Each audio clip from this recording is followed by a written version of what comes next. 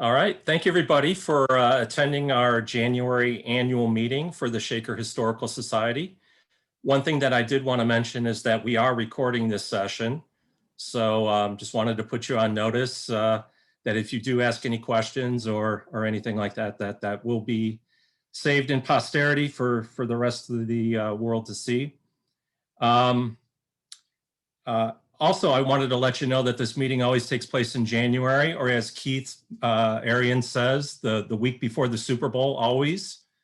So just know going forward that this meeting will always take place on the Sunday before the Super Bowl. If you do have any questions throughout the program here, you can go ahead and raise your hand or put a message into the chat, and one of us will take a look at that and answer that during the session.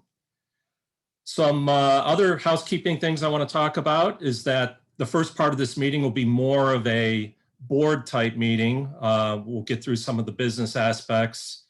We are going to elect some new board members and also just go through the financials. And then we'll turn it over to our guest speaker eventually down the road here, who we're excited to have.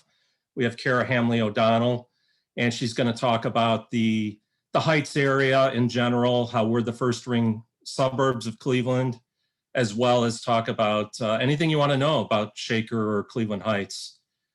And then in between there, we'll have Brianna and one of her team members to talk about the executive director update and what's been going on in terms of programming at the Shaker Historical Society. One thing I did want to mention before we kick it over to Brianna to move forward on that. I did want to talk about some board members that left the board during 2020 and some that came on.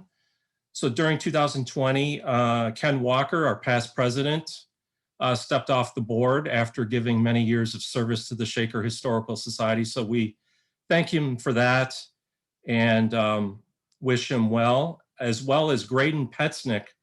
Many of you probably know him from your bike Shaker tours. He has a great knowledge of the architecture in Shaker Heights, and Graydon also stepped off the board during 2020. With that being said, we gained a number of new board members. We brought on Sybil Schomeris. Sybil is originally from Bremen, Germany, and she brings a great international flavor to the board. As well as a legal background. So we've always needed somebody with more of a legal background just to protect the Shaker Historical Society, so we welcome her. We also brought on Catherine Sterinsky. She is the Economic Development Specialist at the City of Shaker Heights. And Catherine's going to be a great addition too. She knows everybody in Shaker, so definitely would help with the outreach within Shaker. We also brought on the former Mayor Earl Lykin. So the Honorable Mayor Lykin joined the board. Again, a lot of connections throughout Shaker, knows a lot of people. So we're thrilled to have him on the board. And he's given some great input during our past board meetings. And then last but not least, I want to talk about our rising star that has joined the board, and that's Hazel Smith. We originally brought her on as a junior affiliate. And with less than 1 year under her belt, we've promoted her up to a full board member. Just to give you a little bit of background on Hazel, she is a student, but she has really jumped in with both feet. For those of you who remember Rick Smith, our office manager, and I do want to mention too that he stepped out of his role during 2020 and retired. But Hazel is actually Rick Smith's granddaughter. So she's got that historical background. She's got the energy, enthusiasm to help move the Shaker Historical Society forward. So we welcome Hazel as a full board member in 2020. And then just to give a little bit of color commentary before I kick it over to Brianna, just a general overview of the Shaker Historical Society during 2020 from my point of view. I think probably like the rest of the world in the beginning of 2020, we were looking forward to, a new decade and just moving forward with innovation and just good times. And then that all came to a screeching halt in March. And we kind of followed that same prosperity trend as well. We knew we had a bequeath of money coming to us. We knew that at the end of 2019 that it was coming to us in 2020. So we knew that that was going to help put us on some firm financial footing. We knew we hired a great executive director to come in with some fresh ideas and some innovations. And we had some great board members coming on. And then in March, that pretty much shut us down. We had to shut down the museum.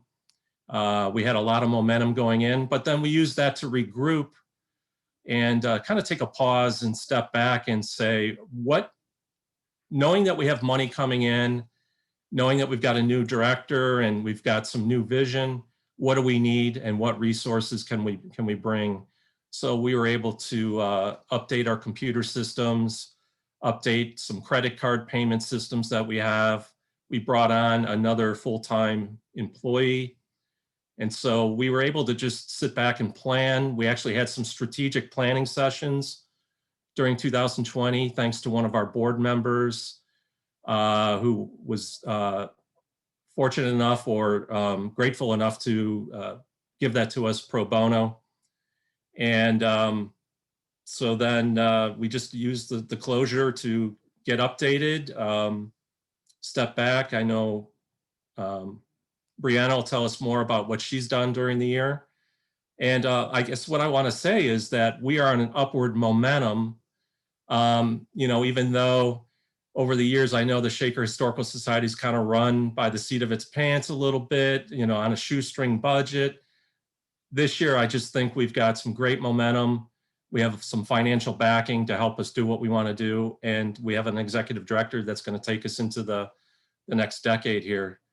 So everything's looking up and very positive. And I think what you're going to see is that the Shaker Historical Society is going to become something different going forward. We've always promoted the past and where we've come. And, I don't think we should ever forget that. But then in the same breath, we should think about how Shaker has changed and how the world has changed. And we want to make the board and we want to make the Shaker Historical Society a reflection of what the community is from a diversity standpoint, a programming standpoint, and move forward like the rest of the world is moving forward. So I think you'll see that we're going to come up with some creative and innovative programming going forward. And with that, I'll turn it over to Brianna and I'll let her bring on her director's report and her update for 2020. Go ahead, Brianna. Yeah, thank you, John. So I just kind of wanted to start off by saying that I officially have been at SHS for a year. So Thursday was my 1-year anniversary here, and it has been a wild year. It's kind of funny, everyone kind of I bring up the fact that I started at the end of January, and then by March we were closed, and everyone always jokes like, well, what an interesting way to start a job. And that's an understatement. It's been a challenge, but it's also been a really great learning opportunity. I definitely think my experience in the past with working with small organizations came in handy because no one knows how to be resourceful like small organizations. So it was definitely a challenge, but I just want to thank you, so members and community members, for welcoming me. Everyone has been so nice, and I truly appreciate all of the kind words that people have sent to me, and the help that people have offered, and just in general, it's a weird year where I haven't actually met most people face to face, but I know many of you by name through email or attending programs, and your support really does mean the world to me and to us as a team, because we're a small team, but we are mighty and we are doing our best. So I'm going to now share my annual report. So that's kind of my little blurb. Right now, our team is myself, Allison, and Kate, but I do want to acknowledge Rick Smith, as John did. He was the office manager when I first started, And again, even though we were only in the office for about a month and a half, he was incredibly helpful and very supportive, and just tried to help me in any way he could to get me situated. And so I very much appreciate his help and the time that he offered. Even before I started, I think he was here for about 2 years, and we do appreciate that. And then I also wanted to mention Samantha Rogers. She was our weekend docent since the end of 2019, and she actually just graduated. So she decided to step down from her position to pursue full-time opportunities. Unfortunately, she didn't work as much this year because of our closure, but she was always willing to help in any way, always reached out to see what she could do. So again, she will be missed, and we wish the best to her. So to start off, I wanted to bring up the community survey that we launched last fall. So it was August through October 2020. It was a public survey where we were seeking community input as we move forward with exhibits and programming. And that was also when we were working on our strategic plan. So all answers were anonymous. This is by no means all of the data we collected. If you're interested in seeing kind of the full results, you can send me an email, director@shakerhistory.org, and I'm happy to share those. But I kind of wanted to pull some information that I thought was kind of interesting. So 46 people responded, 63% were not SHS members, 50% will not feel comfortable visiting SHS until a vaccine is available. So that's kind of useful for us as we keep in mind our reopening plan, and maybe, plan around when we think people will actually visit. 47.8% visited SHS less than once a year on average prior to the pandemic. 15% have never visited, and 15% did not feel welcome or comfortable visiting prior to the pandemic. So the reason that I really wanted to kind of highlight that is because it shows that we have work to do. And I know that John kind of touched on that a little bit, but we really are striving to become an organization that is for the community, that serves the community, and that it's a place that everyone feels welcome. And I think, that 15% who do not feel welcome, that's 15% too many. So we definitely have room for improvement. We also had a question of what 3 words come to mind when you hear the Shaker Historical Society. So I kind of, again, this is not all of the words that were mentioned, but I kind of picked the ones that were brought up most often. So I have positive, neutral, and room for improvement, not calling it negative because this is a learning experience for us. And we wanted people to be honest. So, it's good for us to know this. But you'll see a lot of the words are kind of common when you think of small historical societies: stuffy, outdated, exclusive. And again, just something for us to be very mindful of as we move forward 2021 and beyond.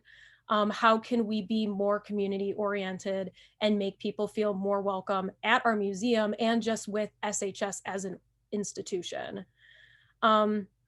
So last one that I'm going to bring up from the survey is, what if you could change one thing about SHS, what would it be? So the 4 most frequently mentioned answers were more community engagement, which, as John mentioned, we hired an education and outreach manager to help us with that.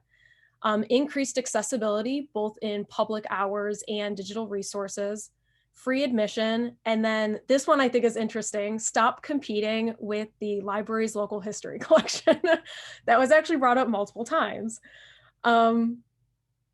So my main takeaway from this survey, but 2020 in general, is relevancy. So based on that survey, it is clear that many see SHS as irrelevant and redundant. So the question moving forward is, how do we maintain relevancy not only in the pandemic, but beyond? So I kind of wanted to just mention some of the highlights this year that are ways that we've been trying to improve as an organization and kind of reach our goals. So as John mentioned, we brought on new staff with Allison, and then Kate Walker, she previously served as our marketing coordinator, and now she has been promoted to marketing and operations manager. And then we also have the new board members that John mentioned. And I'm going to also give another shout out to Hazel because she has been wonderful as our junior board member. And I feel very grateful that we have her enthusiasm and energy and fresh ideas. And she's so fun to work with. We also, this was more towards the fall, we ended up switching to a free admission model. So this hasn't really been like widely promoted yet, mostly because we then closed our doors again. But we realized over the summer that we were getting kind of a lot of walk-up visitors who were just walking around the neighborhood during, the pandemic. It's a safe activity to do, and they wouldn't have any money on them. And we realized that admission is not what is sustaining the organization, and it's possibly a barrier to people feeling welcome or people visiting. So we have gone away with admission. So when we reopen this year, again, we are operating on a donation-based admission. So it's free. If you want to donate, you can. We will happily accept your donations, but we are not going to turn anyone away because they do not have money to pay the admission fee. We also enrolled in the Museums for All program. This is a program that allows people in the community to show their EBT benefits card or SNAP benefits card to receive either free admission or discounts on programs. And now that we're offering free admission, that doesn't apply, but we are trying to be mindful that some of our programs, such as summer camps, or we offered a camp this past winter, we want to be mindful that those prices might be too much for some people, and we want to, again, be as inclusive as possible and as accessible. So we are now on the Museums for All website as a participating organization, and we are going to, when we reopen, try to promote it so people know, if they have any concerns about paying for programs, that they can privately reach out to us and we can discuss a more affordable option for them. We also launched a new website over the summer, which I think is, at least on the back end for us, it's much easier to update. Hopefully it's easier for users to navigate. If there's ever anything that you can't find, or you have suggestions for improvement, don't hesitate to reach out to us because we're always looking to make it easier for you to find what you are looking for on our website. We also increased virtual exhibits and programming. I think one of the things that we really struggled with when we first closed our doors was how do we continue to reach the community? John mentioned we got new computers, but that was kind of later in the summer. So when we closed in March, by no means did we have the technology capable of doing virtual programming. So on top of me still adjusting to a new job and us all trying to pivot and kind of figure out how do we survive, we also just did not have the resources available to do virtual exhibits and programming. Now we do, thanks to the new technology, the new website, and having a new staff member. So Allison, it's really, really helpful to me to have a person who is dedicated to this. So it's really exciting moving forward to see what she's developing. In the meantime, we're going to be continuing virtual programming. But I think it's exciting that we were able to jump in last year pretty quickly once we hired Allison and start to offer more virtual options that are more accessible for people, especially when we were open, but not everyone was comfortable visiting.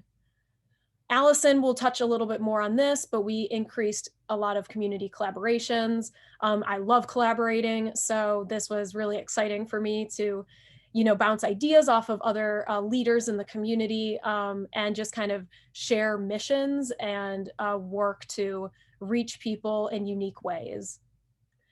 We have moved to a cloud-based collections database, which I'm a collections nerd, so this is like my favorite part of the past year.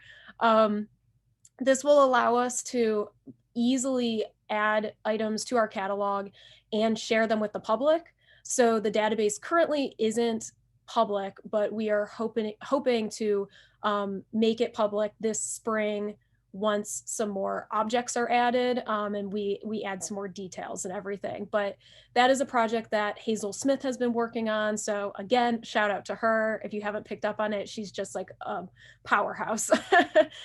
And then the last thing, this is really important to me, is that we are trying to shift towards greater transparency. So we are a community museum. We serve you.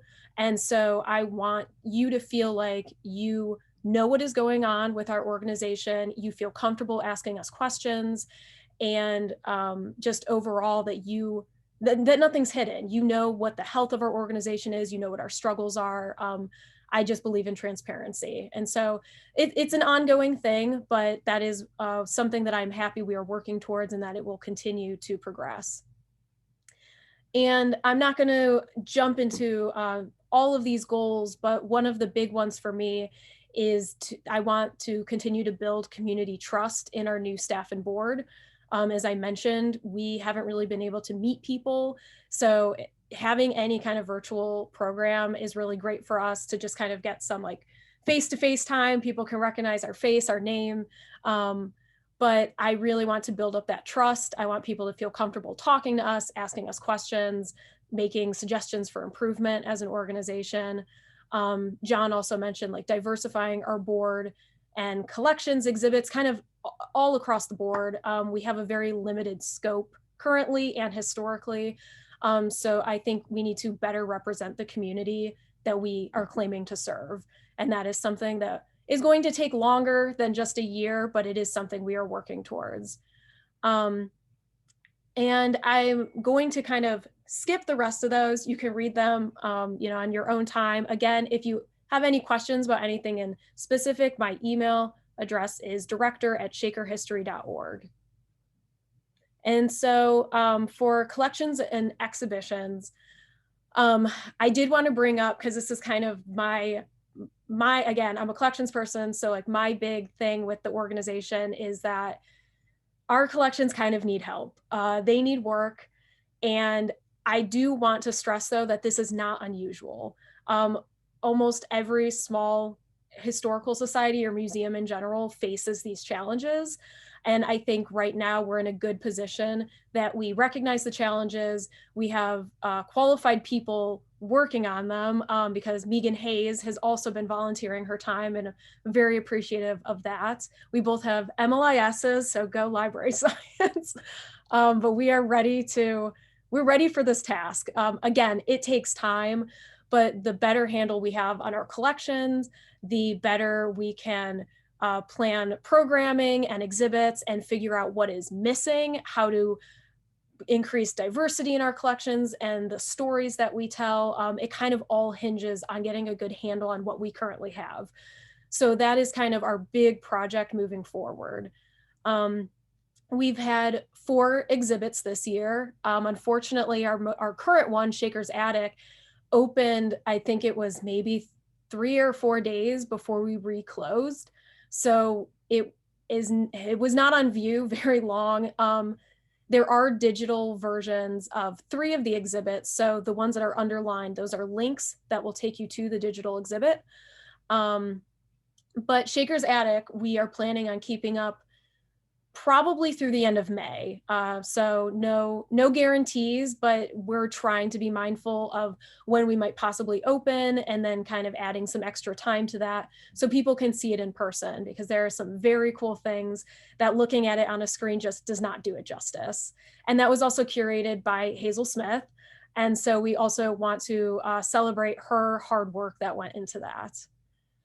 And some of our accomplishments this year related to collections and exhibitions. I have really enjoyed working with the Village Garden Club over the past year. That was the first exhibit that I curated as a director. Was It Takes a Village.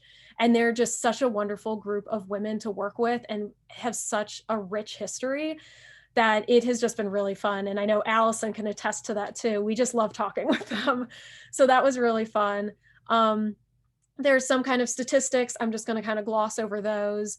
But one of the things I think is really nice moving forward is, now that we've been developing digital exhibits in conjunction with the physical exhibits, it's something I want to carry on moving forward. So even when COVID is, fingers crossed, is done, and we can go back to in-person exhibits, I think that this is a really great way to reach people who either don't live locally or maybe still aren't comfortable visiting.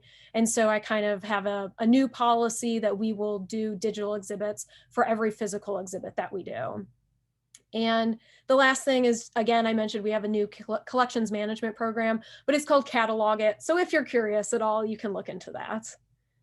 And then we will move to Allison for education and programming. Oh, Brianna, if you wanted to leave up the annual report so that way people can kind of see it Yes, alongside what I'm talking about. Let me go back to that. Okay. So as Brianna mentioned, my name's Allison Hemline. I am the new, I've been here 6 months now, education and outreach manager here at Shaker Historical Society. You may have heard my name a couple of times. You may have seen me on our website or on our Facebook or social media, and hopefully that's a good thing.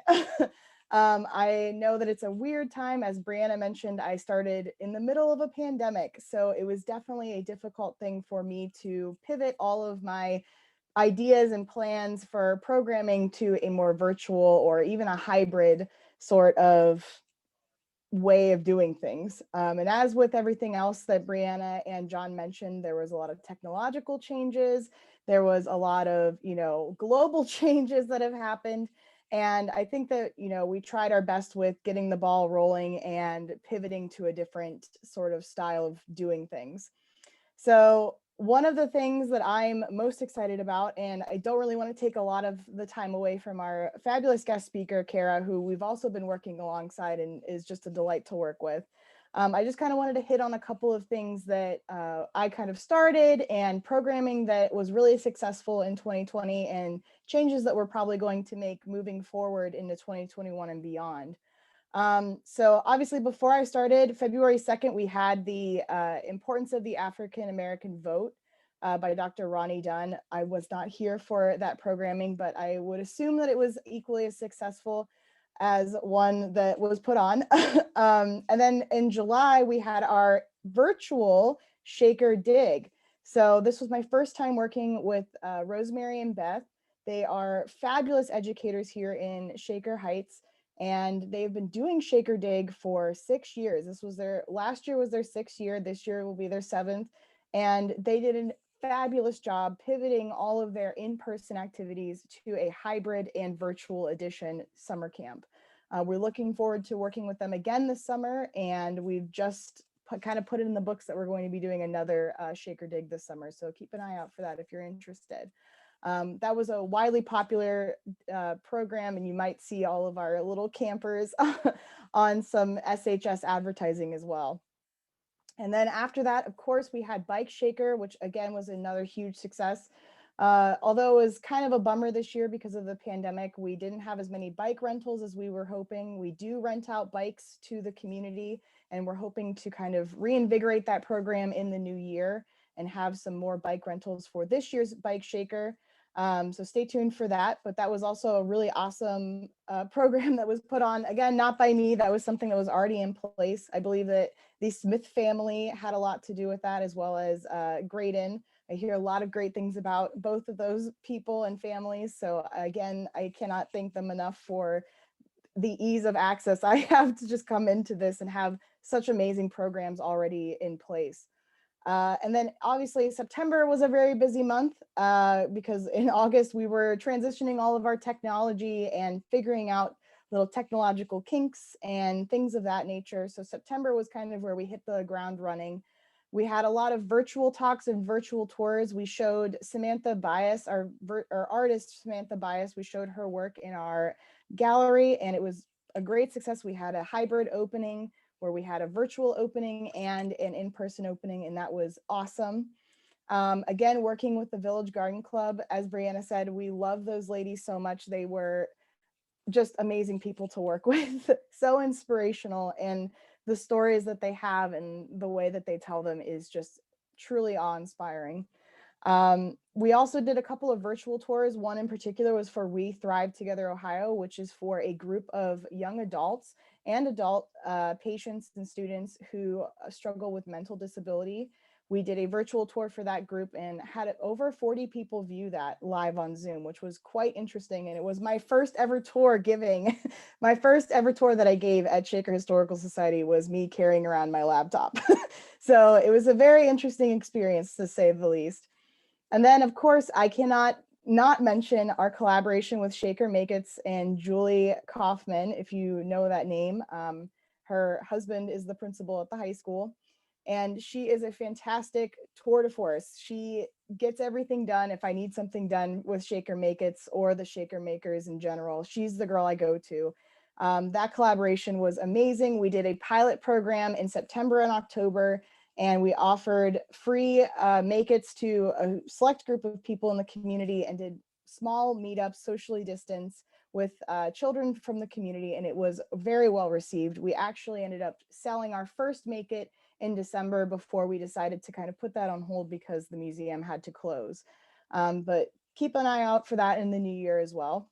And I'm going to kind of gloss over some of the rest of these, but just talking again about how we had to pivot to a more virtual platform and do more virtual things. We've been doing monthly directors desk talks. It's kind of difficult to say, with Brianna, who has really taken this in her stride. When I came to her with this idea, I was like, could you do monthly talks for our members? She was like, yeah.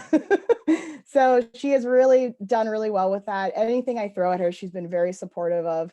And so that's been very well received by our members. And we've also been doing Educators Corner talks, which is done by me twice monthly. They're not necessarily on a weekly schedule yet, but twice monthly we've been doing Educators Corners, which started in the December months, where we talked about weaving. And it's just a nice way to incorporate historical knowledge and, you know, activities that you can do by yourself, with your family, or with anyone in your close, tight-knit bubble during pandemic times. Also, as Brianna mentioned, the Science That Rocks mini camp, again with Beth and Rosemary, fantastic people, cannot sing their praises enough. Over the winter break, they did a mini one-day virtual camp called Science That Rocks, which focused on geology. And it was such a fun little camp, and everyone really enjoyed it. We had a lot of participants for that one, and we have another one coming up for spring break too. So again, if you have any questions about any of these, or if you want, you can read over these more at your leisure. But just a couple of very overarching themes and collaborations moving forward. We are blessed and thankful to be working with a couple of amazing community partners. Number one being the Boy Scouts of America, Boy Scout Troop number 15.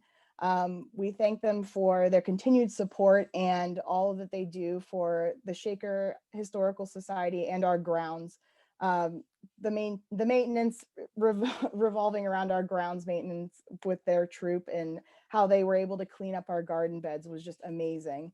So we're looking forward to continuing that collaboration with that troop this year. Again, Shaker Makers, amazing little LLC with Julie Kaufman. We're hoping to collaborate more with her in the new year.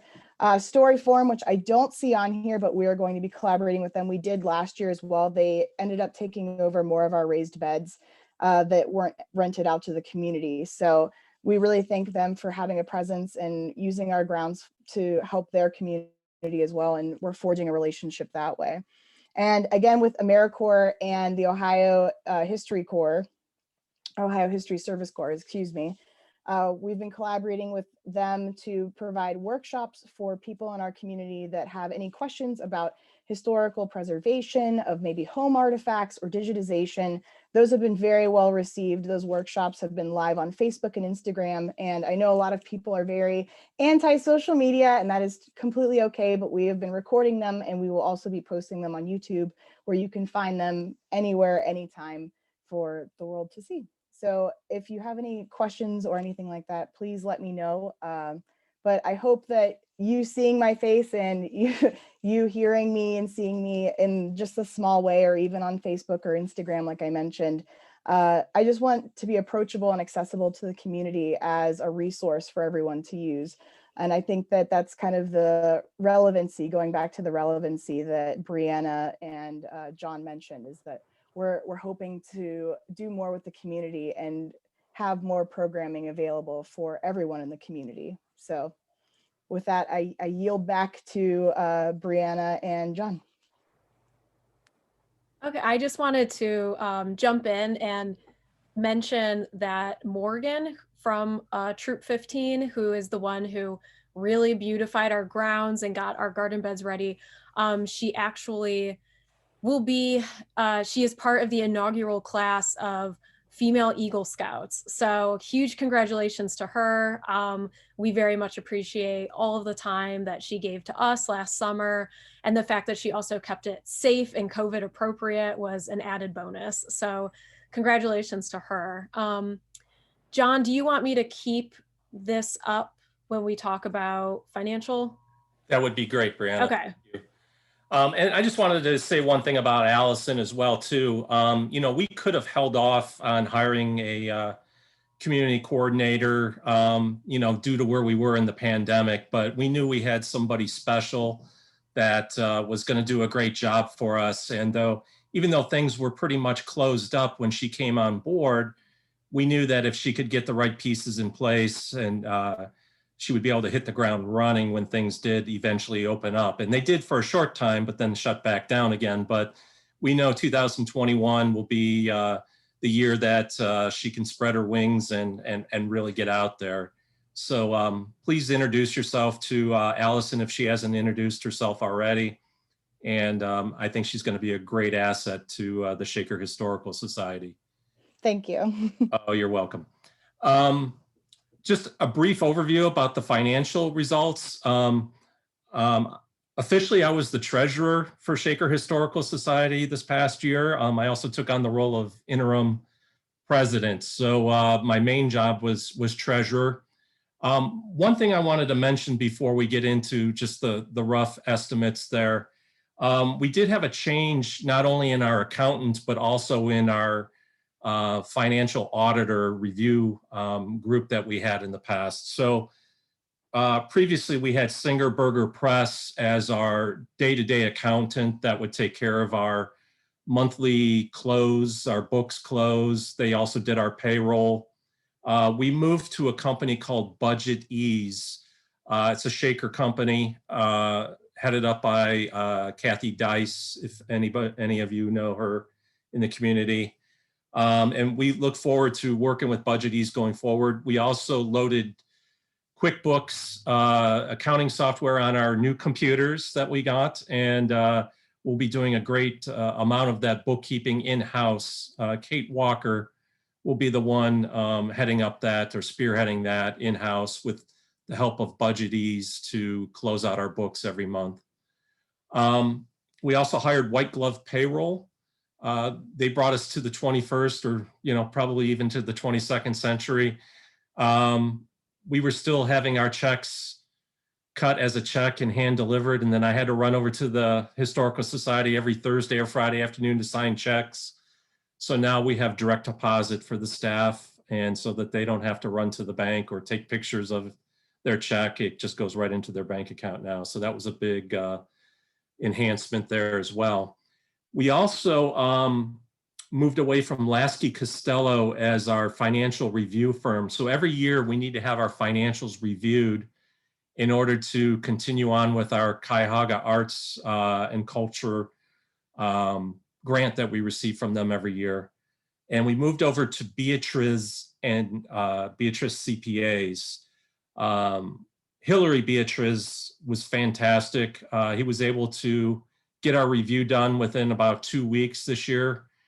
And if any of you are affiliated with the Western Reserve Historical Society, Hillary is the CFO over there as well, and then has this side business as a CPA firm. Fantastic. Knows the nonprofit community very well, knows the nonprofit bookkeeping very well. So it was very helpful to have him take on our financial review every year. With that being said, in the middle of the page there, you can see that we have our estimate of our financial snapshot for 2020. We have revenue of $200,500, expenses of $211,000. So we actually had a net loss of $10,500, and I think the actual number was $10,324 net loss. But like I mentioned before, we had some large sources of money coming in this year. On the bottom part of the sheet there, you can see that we were left a trust from Carolyn Woldman of $353,000. That basically doubled our investments from what we had before. So that was a huge help.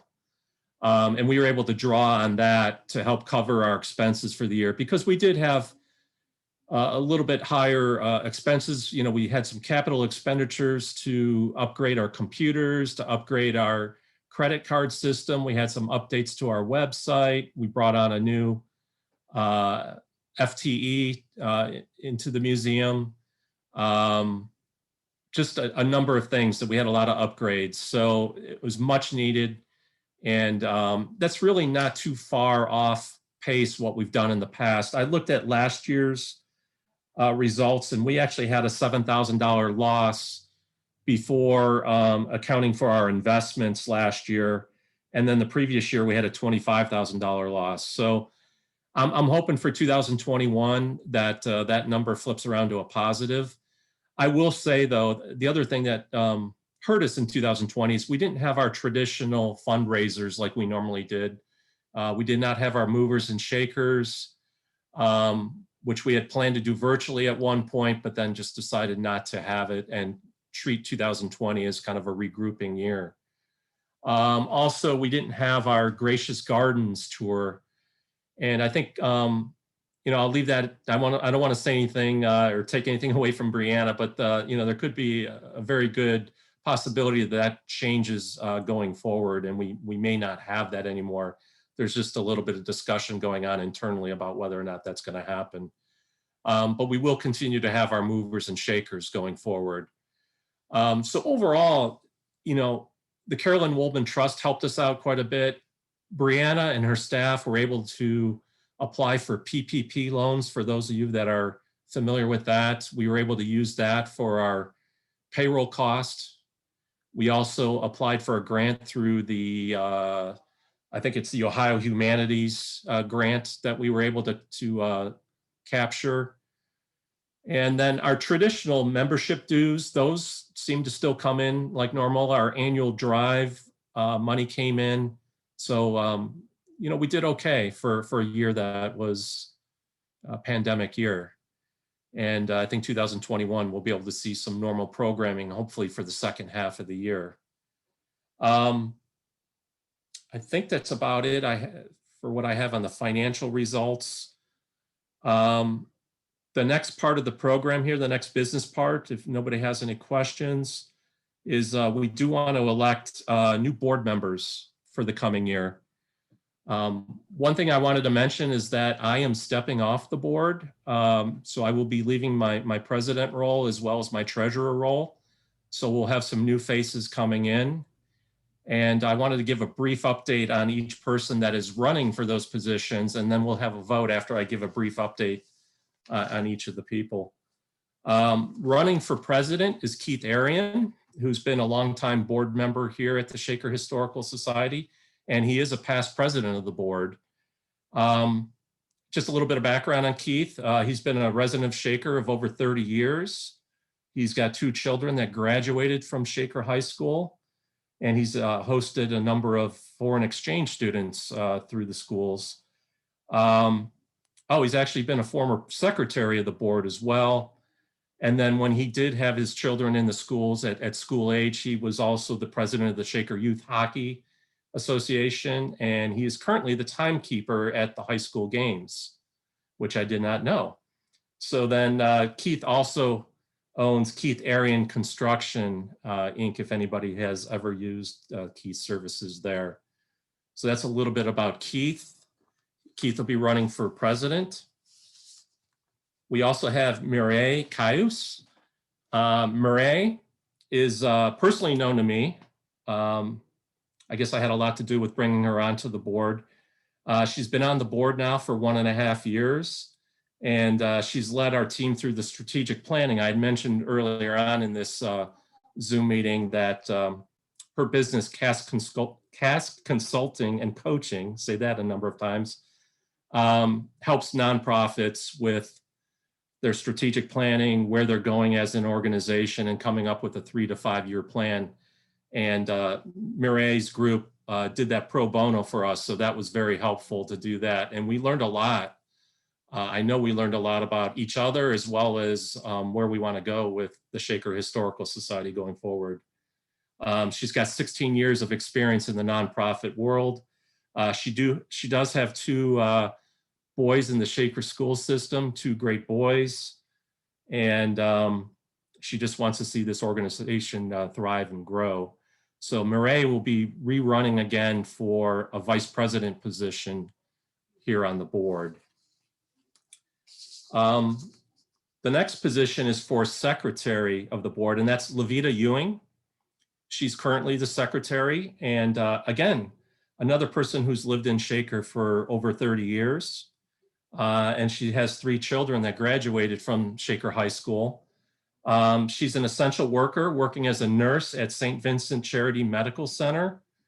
And she's been involved in all sorts of community activities over the years. She's previously served on Shaker Historical Society, as she does now. She's been a part of the Shaker Youth Center.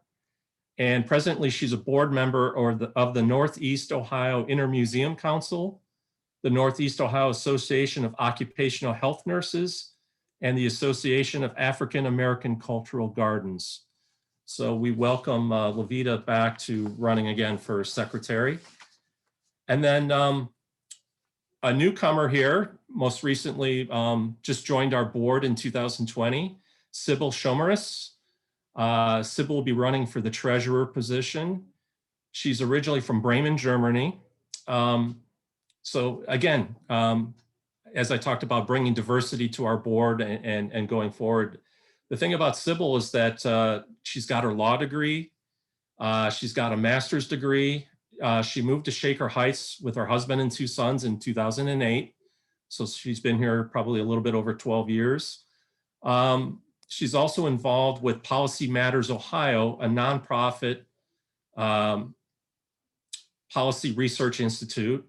And then in 2013, she co-founded Compass Cleveland Relocation, a business that assists with organizations and corporations with bringing on their international transferees to the area. So she helps people settle into the area.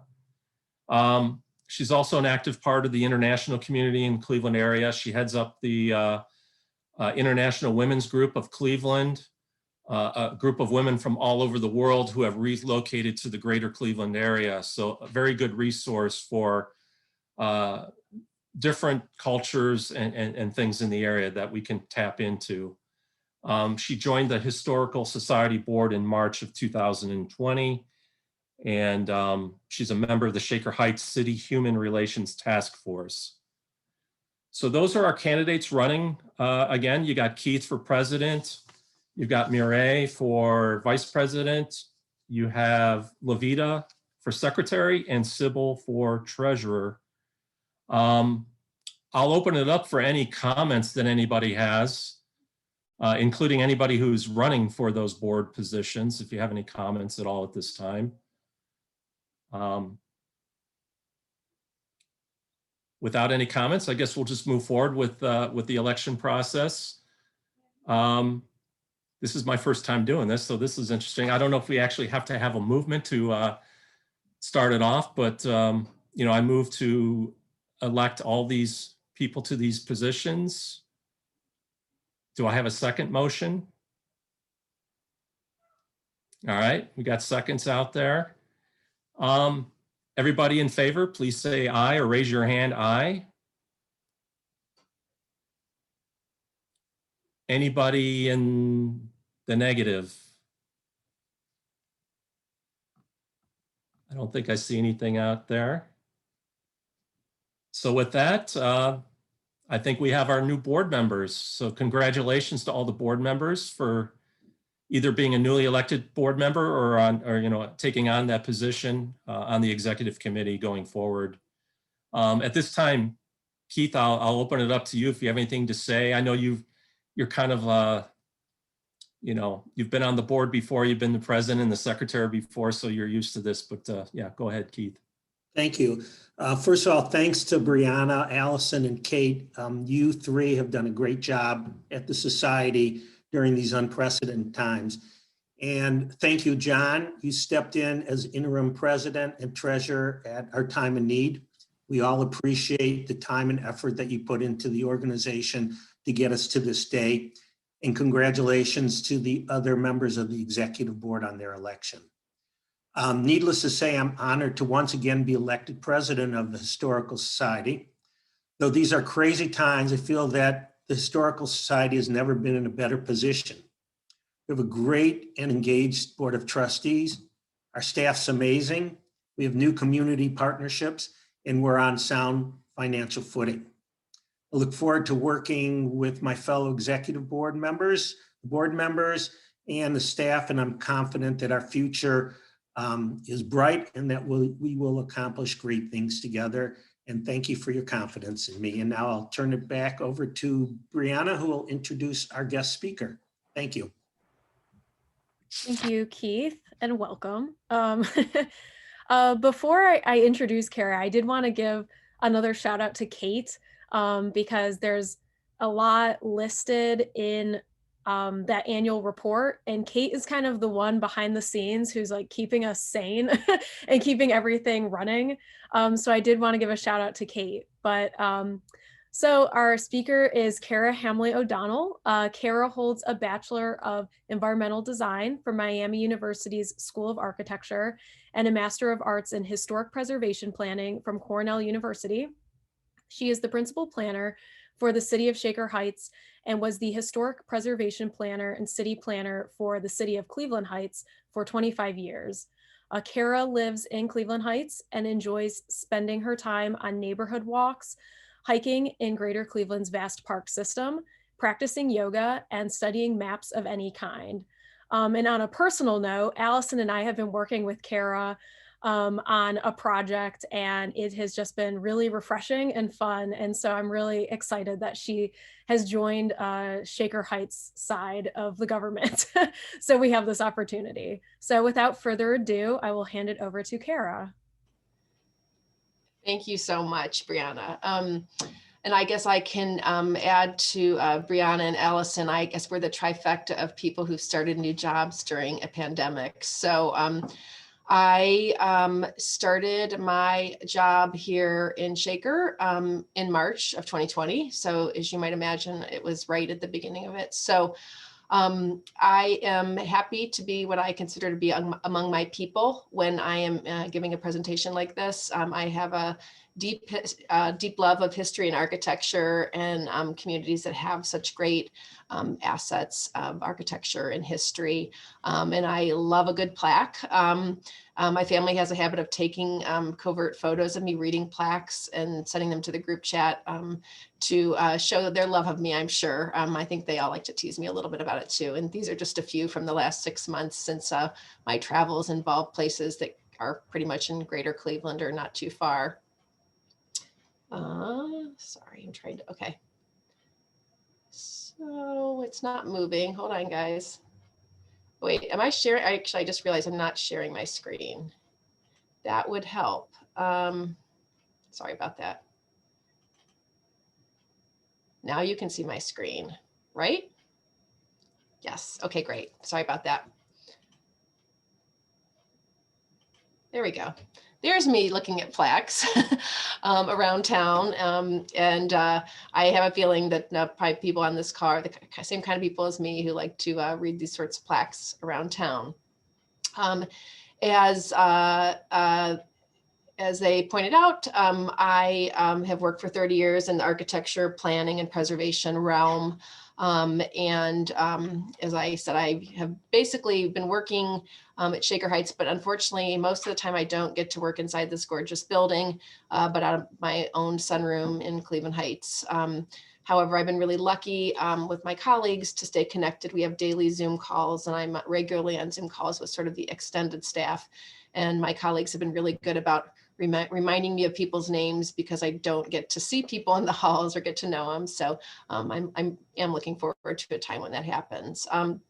So for decades, and in my past preservation work in Cleveland Heights, I have kept up to date with Shaker colleagues, touching base about ordinances with my staff, with the staff in Shaker Heights Planning, who I now work with, using the Shaker Historical Society as a resource for history and doing research. I've shared historic marker installation strategies with the Nature Center when I was in Cleveland Heights, and also worked for decades with Megan Hayes at the library to sort of share history and strategies for sharing history, and even to loan out a microphone system for walking tours. So, and like Shaker, Cleveland Heights also has amazing municipal buildings, libraries and museum buildings. Sadly, the only thing remaining of the original Cleveland Heights City Hall is the entrance, which is the entrance to the Honda dealership on Mayfield Road. But one of my tasks when I worked for Cleveland Heights was to help manage the historical center, which is in the old schoolhouse there. And so that was some collections management projects that I'm sure that Brianna would love to look at some of those old records as well. And despite the rivalry of our high schools, both of which I think are gorgeous examples of classical academic architecture, I do see these two cities as sort of sister cities with similar backstories, shared resources. I think residents of both communities share a passion for old houses and old buildings and the wonderful details of these houses and houses and buildings and trying to assure that they, continue on for next generations. A century and a half ago, the communities were both rural farming communities. And Shakers is anyone who lives in Shaker Heights or around Shaker Heights knows the North Union Shakers were there from about the 1874 through 1889.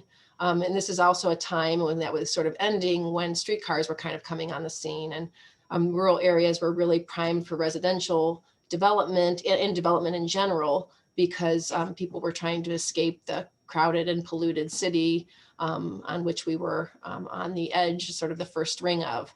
You look at this, actually, can you see my arrow when I do this? You can? Okay, great. The Shaker Lakes really are sort of the spine that unite the two cities. And it's always easy to kind of, in that section, to know where the boundary of Shaker and the boundary of Cleveland Heights are. If you just sort of run down the middle of the lakes, you're in good shape at guessing. But the Shakers were in Cleveland Heights as well as Shaker Heights in those years.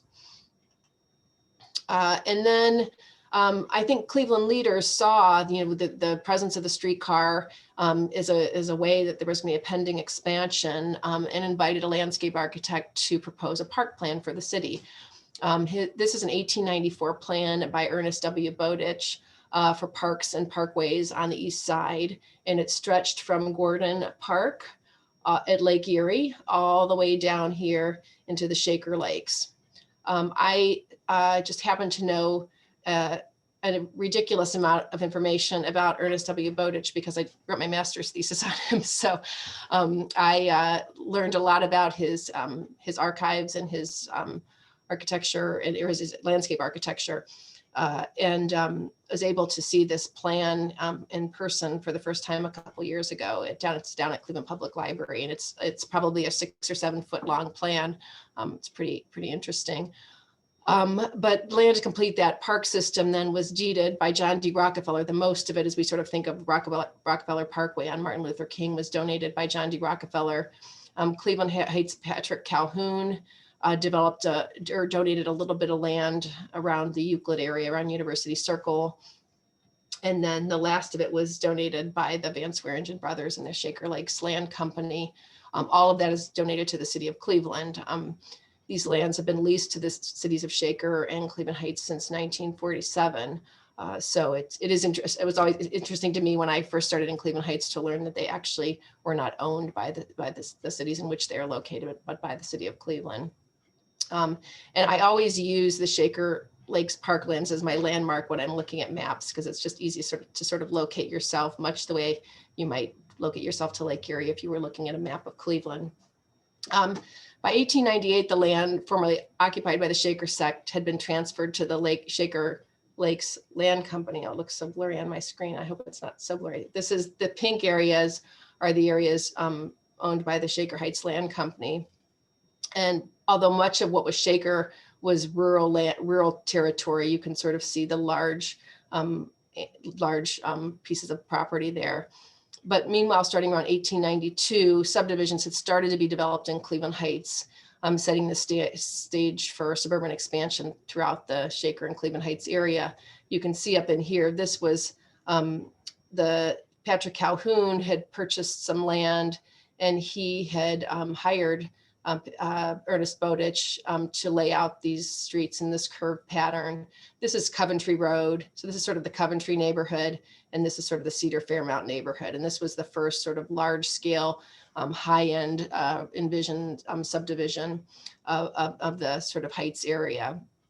And then both cities developed inspired by that Garden City movement that was so popular at the time, with curving streets, strict architectural and design planning standards, the presence of golf courses, parklands and parkways, and then, rules in place that required people to maintain certain setbacks, the costs of the houses, the sort of architectural styles of the houses, whether fences could be installed. Those sorts of things were all requirements that were put into the deed restrictions of these developments. And as you know, we have developments with colonial revival, Tudor revival, and other sort of those revival styles that were popular in the teens and the 20s. And I think, it's sort of interesting as you get into the area where sort of Cleveland Heights and Shaker Heights meet. Oftentimes when you're going around on those curving streets, it's not immediately obvious to you when you've crossed from one city to the next, because of that shared architecture and those shared visions that those early developers put in place. As I mentioned before, what brought these cities, made these cities able to happen was the streetcar. An early streetcar went up in about 1890 at Mayfield Road to get to Lakeview Cemetery and to get to a little subdivision that was there near what was the downtown. And this is the one on Euclid Heights Boulevard, which started up about 1897. And this is coming up sort of Cedar Hill, which I just love this picture because there's nothing there. And actually behind you is about where the, in the middle of that picture is about where the top of the hill is being developed right now. Oh, I think it's stuck. Okay, there we go. Okay.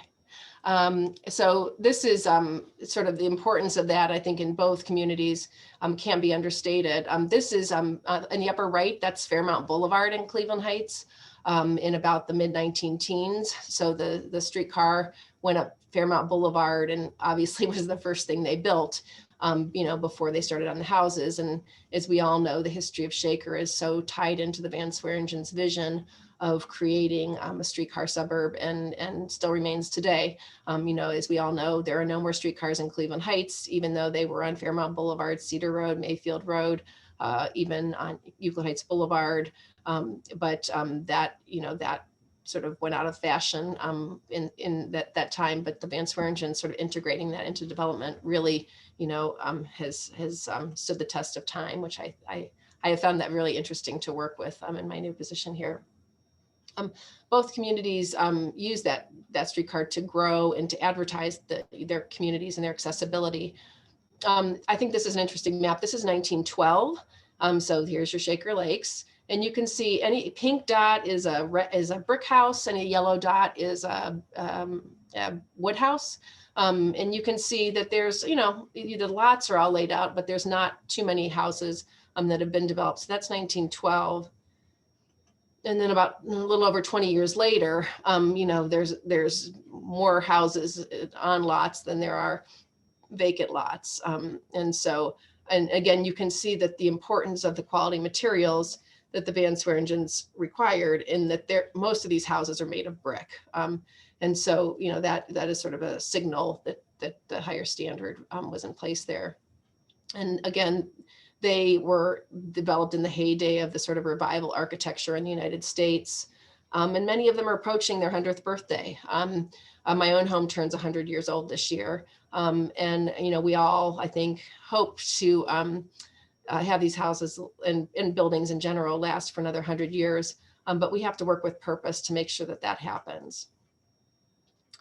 Historic preservation is obviously my passion. I've been interested in old buildings since I was a child, and traveling with my family to look at historic places. And preservation means protecting buildings, structures, and sites around us. But we also need tools to do that. We just can't will it into action. So both, I think both Cleveland Heights and Shaker Heights leaders, as well as the residents, value and tout these historic resources, which I think are really part of our DNA, both, you know, as built communities, but also as people who feel strongly about these values. Both communities have developed ways to celebrate and recognize and protect this history. Historical societies, historic archives, landmark and historic district designation, and legislation are all tools to protect and promote these historic resources. Organizations like the Cleveland Restoration Society is a regional resource that I worked with in both communities, and it's an important partner. You know, they help advocate for preservation at a sort of a regional level. They partner with communities on projects, and then they lead the Heritage Home Program, which provides preservation advice and low interest loans to homeowners who want to improve or invest in their house or need guidance doing that. Oop, sorry about that. One preservation and educational tool is a listing on the National Register of Historic Places. As you know, Shaker and the Shaker Village Historic District covers most of the city. And parts of the Shaker Square National Register Historic District are also inside Shaker city limits. And this sort of map shows how much of Shaker, how much of Shaker is included in that district, which is the vast majority. In Cleveland Heights, there are many National Register Historic Districts, including a small corner of that Shaker Village Historic District, which falls into Cleveland Heights. Sorry, I have two maps in front of me and I keep showing you things on the other map. So this is the section in Cleveland Heights right here. It is in the Shaker Village Historic District. Because these are nationally designated, there's no additional local review. You know, the landmark commissions or city government doesn't review National Register districts in any way different, except when federal funds are involved. So if federal funds are involved, there's a review that has to happen to make sure that they don't negatively impact historic districts. And many people think of preservation as saving this house or this building. But to me, the importance is really to looking at the important is the big picture of them all together. And I think, you know, any of us who, you know a little bit about Shaker and Cleveland Heights history, I would say the biggest preservation victory both communities were involved in would be the stopping of the freeway fighters that halted that Clark Freeway in the 60s, which I think would have irreparably devastated both communities, and probably many of us wouldn't have chosen to live where we live had that happened. The other tool we have is landmark commissions. And landmark commissions are created and appointed by city governments to preserve, protect, and perpetuate buildings, structures, sites, works of art, and other objects with special value to the community. Ordinances are adopted by city council, which lay out the commission's charge to protect the community's heritage and important sites. The commission can do this locally by designating city landmarks or historic districts. In Shaker, there are 46 individual landmarks, as well as the Winslow Local Historic District. And in Cleveland Heights, there are 54 local landmarks. And the commissions adopt rules to designate those sites, as well as design guidelines to steer them as they review additions and alterations to those properties. They also assure that any infill in those districts sort of fits into its context with scale, proportion, that sort of thing. The Landmark Commission also makes recommendations to other city boards and to city council, reviews those changes to designated landmarks, and in my opinion, most importantly, continues to educate residents and leaders about preservation and the history of the community and the architectural heritage of the community. Members who are appointed have expertise in preservation, architecture, history, and are charged to have meetings and to exercise these duties. Typically, a commission meets a minimum of 4 times, but oftentimes as much as once a month to review and nominate historic properties for designation, or to review changes to those properties, to work on programs to educate the public. They use their experience and their expertise to safeguard the community's history. And designation of landmarks can be due to a property or a neighborhood's character. It's an association with a historic event or a person. It's exemplification of a sort of part of the city's culture or history, or its importance is that, showing a certain era of architecture or development in a community. It also looks at looking for historic, sort of popular or noted architects or builders who have been involved in projects. Designation usually involves public input and may also be involve review by a city planning commission or the city council, depends on the community. And then typically these commissions are staffed by a city employee. I was a staff person for the Cleveland Heights Landmark Commission for the time I was there. Cameron Roberts in our office serves as the Shaker Heights Landmark Commission staff member. And the commission works closely with the staff to look at sort of priorities and projects that they'd like to undertake, and then works with the staff person to implement those goals. In Shaker Heights, that often means sharing the history in a variety of ways, teaming with the Historical Society or local history section of the library to offer walking tours, biking tours, or visit historic sites. And most recently, I think, sort of pre-pandemic, there was a tour that was a sort of a group effort of the Warrensville West Cemetery. It also means helping sharing that history on websites like Historic Shaker and the Shaker Buildings websites that the city has kept up. There are also bi-yearly preservation awards and an annual photo contest, which I encourage you all to look for coming this spring. Last year it was Instagram based. We had some really great photographs, some of which became Zoom backgrounds in the city. So I encourage you all to look for that in the spring and maybe start thinking about pictures that represent what it means to preserve Shaker Heights to upload when that comes up. In Cleveland Heights, we also offered walking tours and awards, as well as a bi-yearly lecture series where we shared city history and preservation and architectural information with the community. Staying connected to other resources such as historical societies and libraries and community groups and the Cleveland Restoration Society is really important for landmark commissions too. They always, in my opinion, they work best when they're working with other sort of like-minded collaborators. I've partnered with bicyclists to do bike tours, as I know that the Shaker Historical Society has. I worked with naturalists who bring in their sort of natural interest in with the history of an area, as well as geologists who have a different take on, history and how that ties into a community. And landmark commissions can also guide people to archival research materials and help get historic documents out of basements and into digital spaces so they can share those more. And again, I think, the Historical Society folks in the Shaker Library have done a great job of that. And so working as a sort of collaboratively has been, I think has been really interesting for me in my career. Both of the communities of Cleveland Heights and Shaker Heights are also certified local governments, which is a designation that comes through the State Preservation Office via the National Park Service.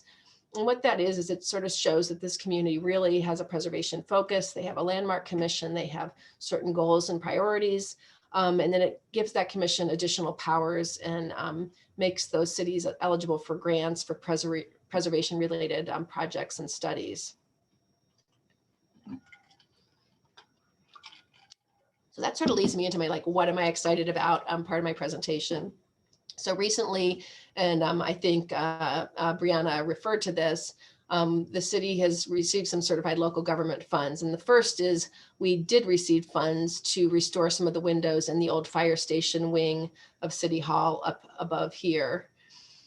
That's a project that's sort of in the works this year. And we are readying a grant application to fund a historic preservation master plan for Warrensville West Cemetery.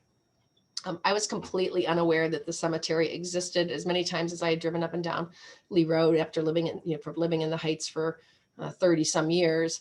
My boss, Joyce Braverman, brought it to my attention pretty early on when I'd started working here. And so I headed over and took a look. And, we had decided I'd heard that there'd been interest from the walking tour and from various community members. And so we are in the process of wrapping up a grant application to apply for this funding from the state to do a master plan for the cemetery, which I've learned is the second oldest cemetery in the county, and resting place for Civil War soldiers and Shakers.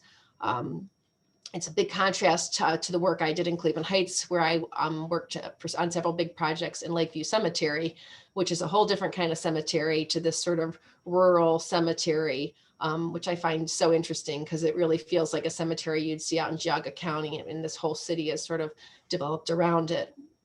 So Cameron in our office and I have been having monthly meetings with Megan at the library and Brianna and Allison at the Historical Society to coordinate, to figure out. Everybody seems to have some sort of records and copies of records on this cemetery in their sort of archive at the City Hall or the library or the Historical Society.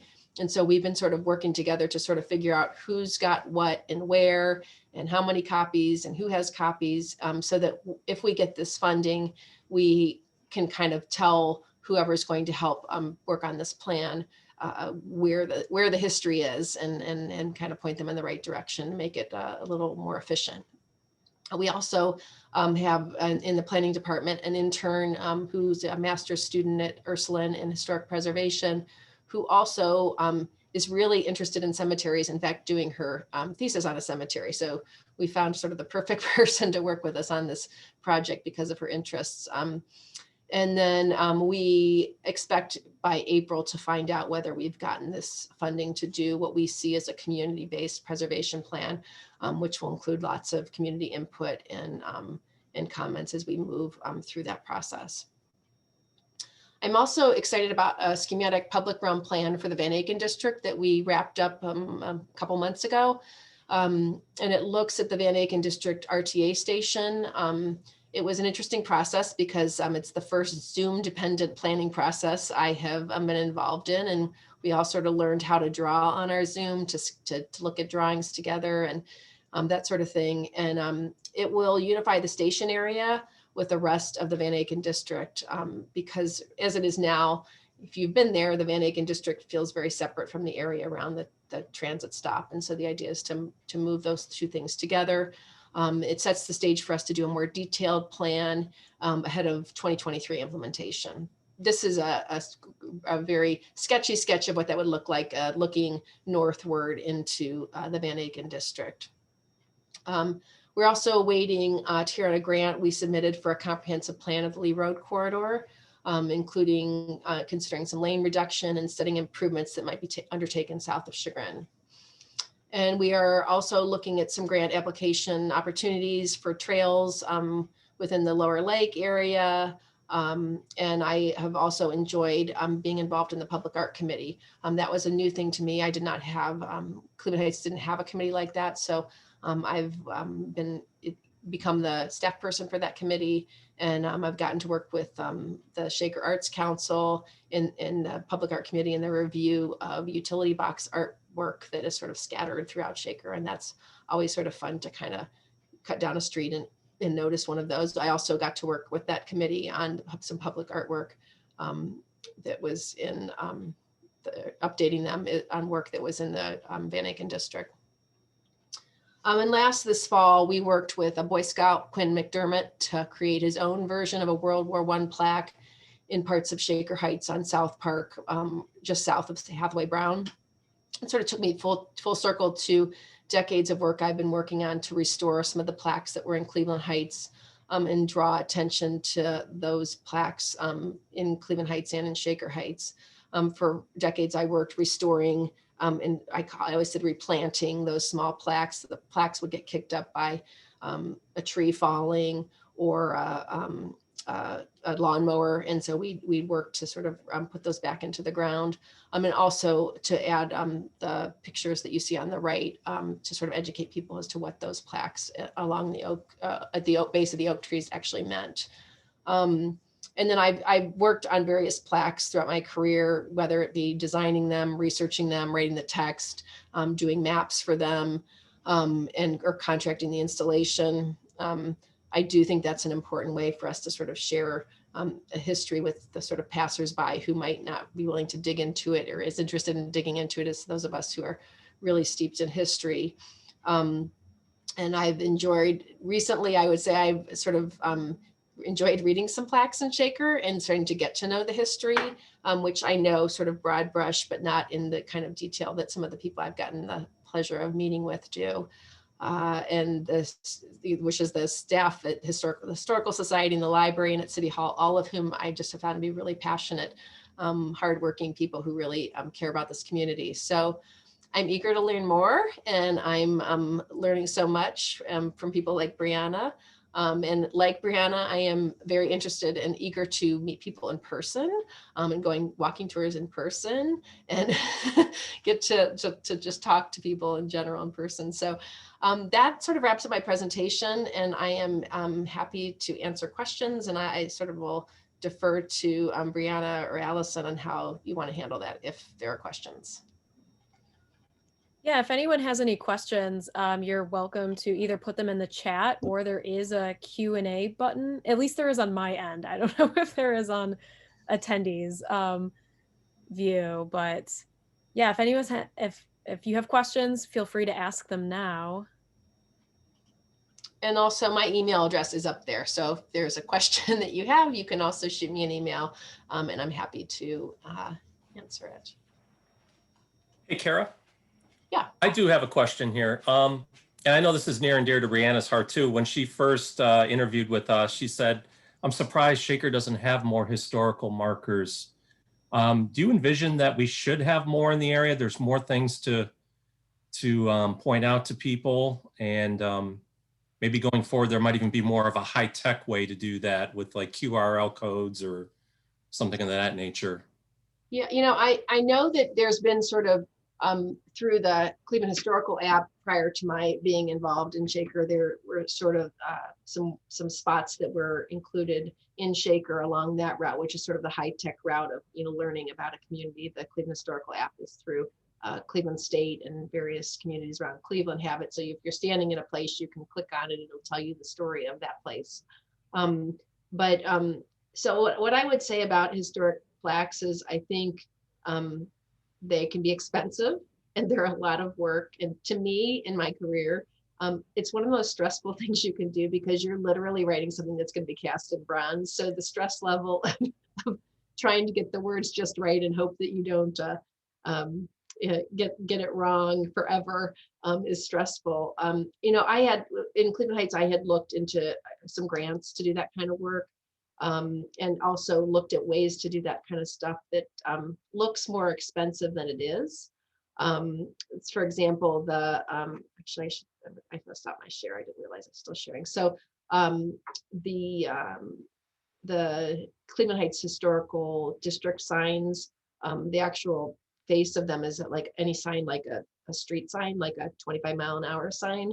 It's the same materials, just different colors. And we did the same thing when we did the World War I plaques. It's really, if you look up close and personal at it, it's just a street sign cut in a particular way.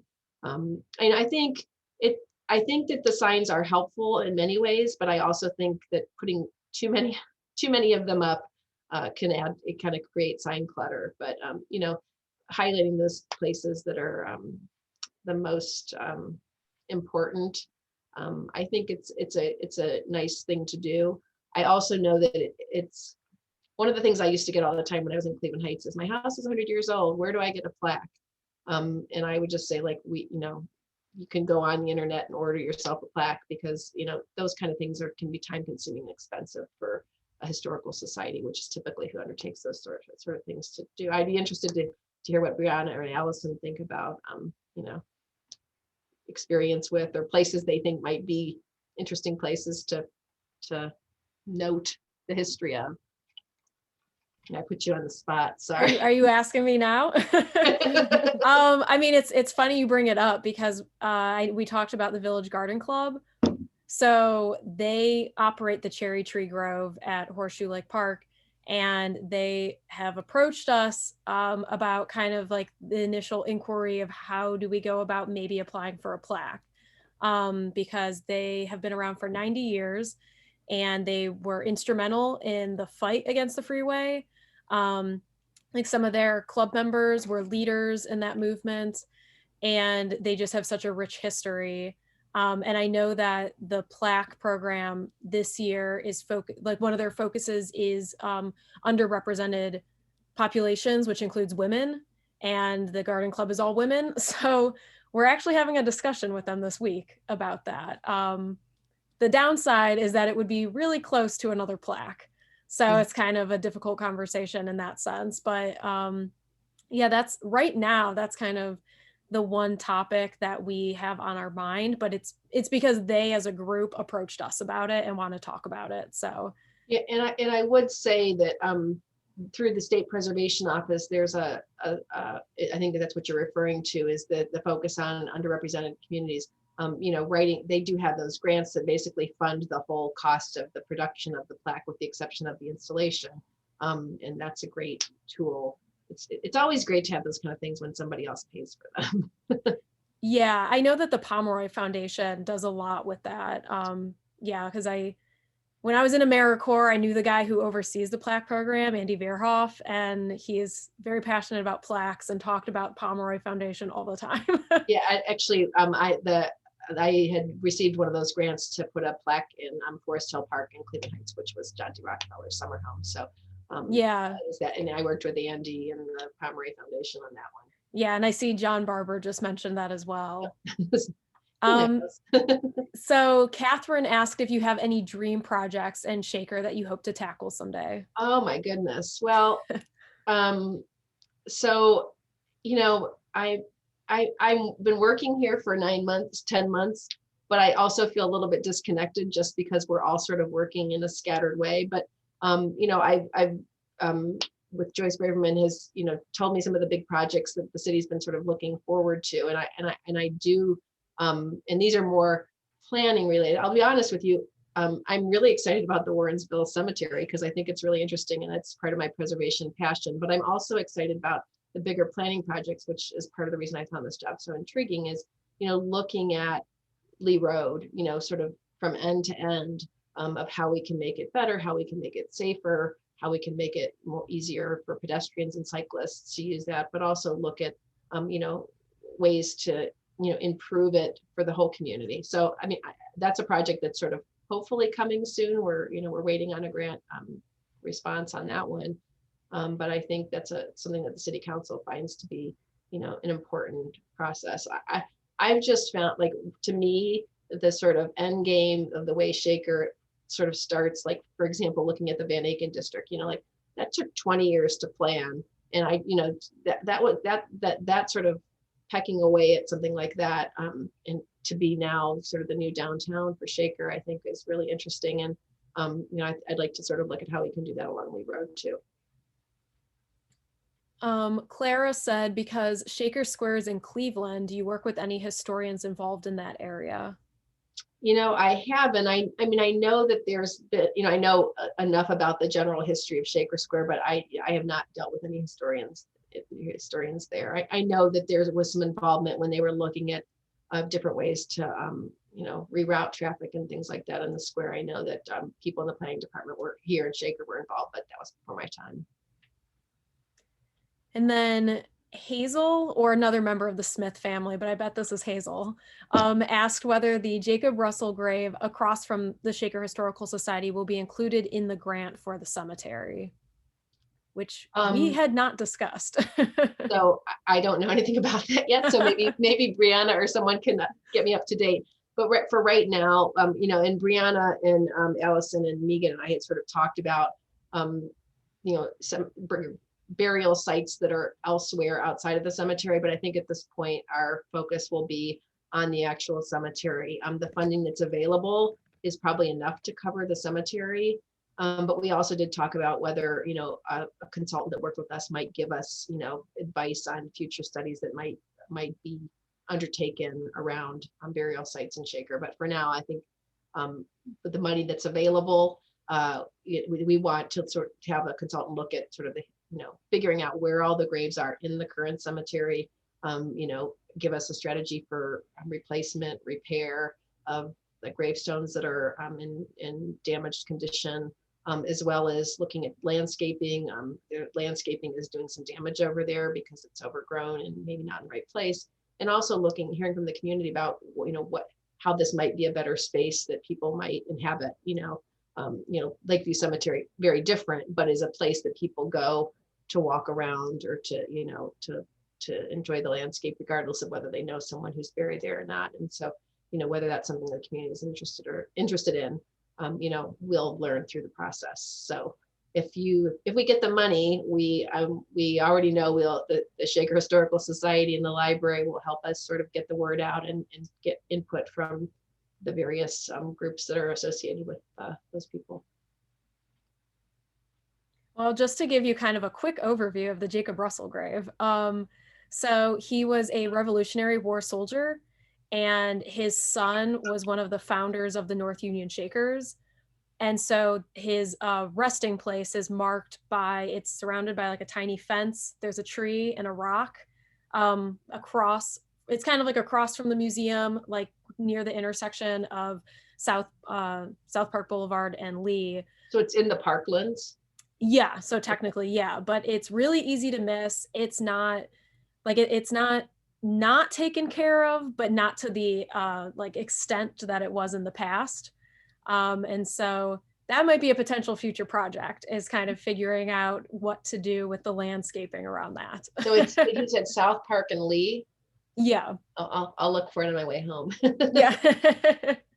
Yeah, it's really easy to miss, much like Warrensville West Cemetery. Yeah. So I'm learning all kinds of stuff. yeah. I don't see any other questions. So Kara, I want to thank you for your time and expertise and presentation. It was really interesting. I also live in Cleveland Heights, right over the border. So it's interesting for me hearing both sides of that history.